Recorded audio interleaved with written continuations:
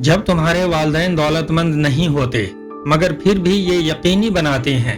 کہ تم عزت، سکون اور وقار کے ساتھ زندگی گزارو، تو سمجھ لو تم صرف خوش نصیب نہیں ہو، تم ان کی قربانیوں پر زندہ ہو۔ خاموش قربانیاں، ایسی قربانیاں جو کوئی نہیں دیکھتا کیونکہ وہ کبھی ان کا ذکر نہیں کرتے، وہ بس عمل کرتے ہیں بار بار صرف تمہارے لیے۔ شاید انہوں نے اپنے خواب چھوڑ دیے، شاید برسوں تک وہی کپڑے پہنے رکھے، شاید زیادہ کام کیا، کم سوئے اور اپنی زندگی تم پر نچھاور کر دی، اور شاید تم ان باتوں کو کبھی پوری طرح نہ سمجھ سکو جب تک تم خود ان کے مقام پر نہ آ کھڑے ہو،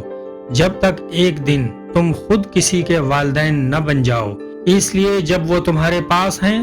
ان کی قدر کرو، ان کا شکریہ ادا کرو، ان کی عزت کرو اور ان سے محبت کرو،